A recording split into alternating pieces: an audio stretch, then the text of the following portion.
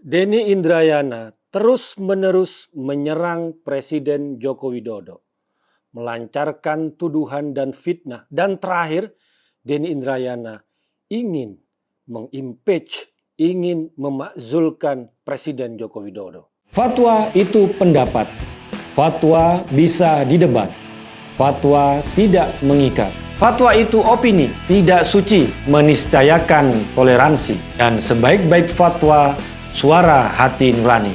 Inilah fatwa Guntur Romli.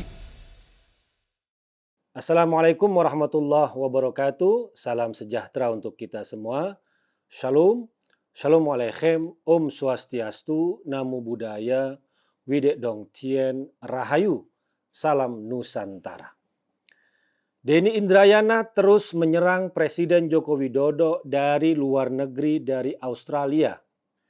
Dia berani karena berada di luar negeri.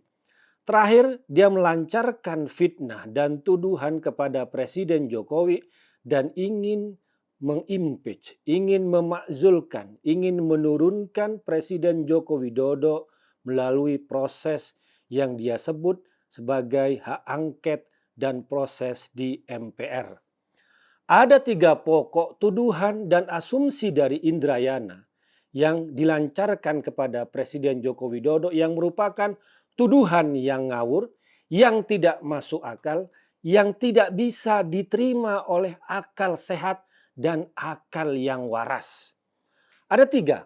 Yang pertama, kalau Anies gagal menjadi calon presiden atau koalisi perubahan itu bubar, maka itu merupakan tanggung jawab dan kesalahan Presiden Joko Widodo. Ini adalah tuduhan yang serius.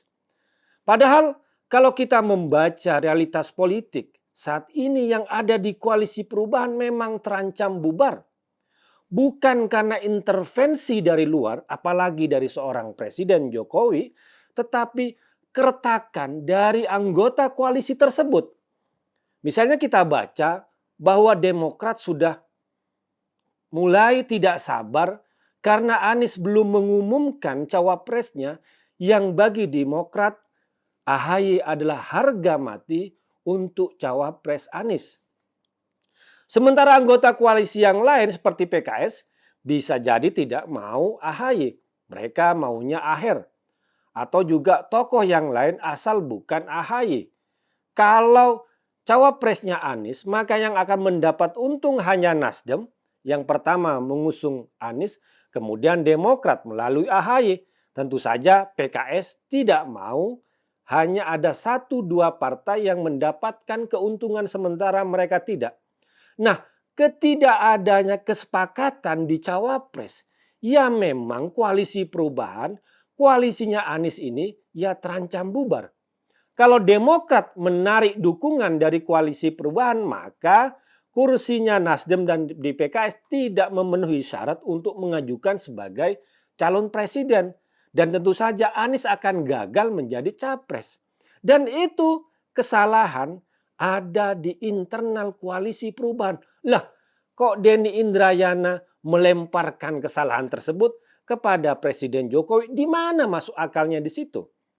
Kemudian yang kedua, kata Denny Indrayana, karena ada Ketua KSP Muldoko yang terlibat dalam kasus dalam kisruh Partai Demokrat. Dan lagi-lagi Denny Indrayana menuduh bahwa Pak Jokowi ada peran di balik Muldoko. Saya kira ini adalah tuduhan yang lagi-lagi tuduhan yang tidak masuk akal dan juga tidak masuk di akal sehat kita. Kenapa? Karena apa yang dilakukan oleh Muldoko merupakan tanggung jawab pribadi, bukan sebagai ketua KSP. Itu seperti halnya juga ada ketua partai seperti Airlangga ya, yang menjadi Menko, yang juga jabatan ketua partai Golkar itu ya terlepas dari dia sebagai seorang menteri. Dan presiden tidak bisa mencampuri urusan pribadi, urusan seseorang meskipun dia di dalam kabinetnya kalau memiliki katakanlah tugas-tugas selain sebagai seorang menteri. Kalau Pak Erlangga ya akan mengurus Golkar itu terlepas ya dari intervensi seorang Presiden Jokowi. Tapi kalau Pak Erlangga melanggar sebagai seorang menteri, mah itu adalah tanggung jawab Presiden karena menteri di bawah Presiden. Nah, seperti halnya juga Pak Muldoko, dia adalah ketua KSP selama dia melakukan tanggung jawabnya sebagai ketua KSP secara benar, maka disitulah ada hubungan dengan seorang presiden.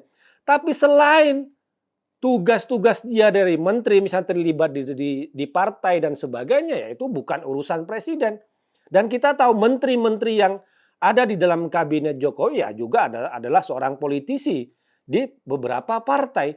Dan Pak Jokowi tidak pernah mengurus ya mereka anggota kabinetnya, seorang menteri yang merupakan ketua partai ataupun juga pengurus partai, Pak Jokowi tidak pernah berurusan dengan melakukan intervensi terhadap mereka sebagai seorang partai. Dan demikian pula kasus Pak Muldoko.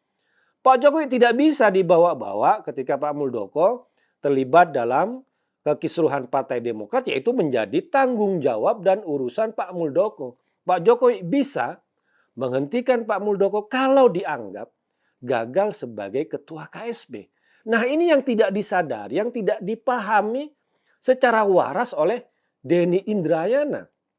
Dan menganggap bahwa apa yang dilakukan, menuduh terhadap apa yang dilakukan oleh Muldoko dalam Demokrat dianggap atau dituduhkan tanggung jawab Pak Jokowi. Ini merupakan tuduhan yang serius dan tidak berdasar. Kemudian yang ketiga, Denny Indrayana mengatakan bahwa karena kejaksaan, kemudian kepolisian, kemudian juga KPK, lagi-lagi KPK yang sebenarnya adalah komisi yang independen, lagi-lagi Denny Indrayana menuduh bahwa ketiga penegak hukum itu bisa diintervensi oleh presiden untuk melakukan tindakan-tindakan yang berpihak kepada kepentingan presiden. Ini lagi-lagi tuduhan yang sangat serius. Karena polisi melakukan proses hukum, kejaksaan melakukan proses hukum, kemudian KPK melakukan proses hukum, itu semua berdasarkan bukti. Berdasarkan fakta-fakta hukum, bukan karena pesanan dari siapapun, termasuk dari pesanan dari seorang presiden.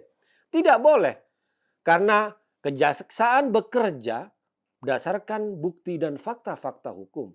Kepolisian juga melakukan proses hukum juga berdasarkan laporan, pengaduan, kemudian bukti dan fakta-fakta hukum, dan juga adalah KPK.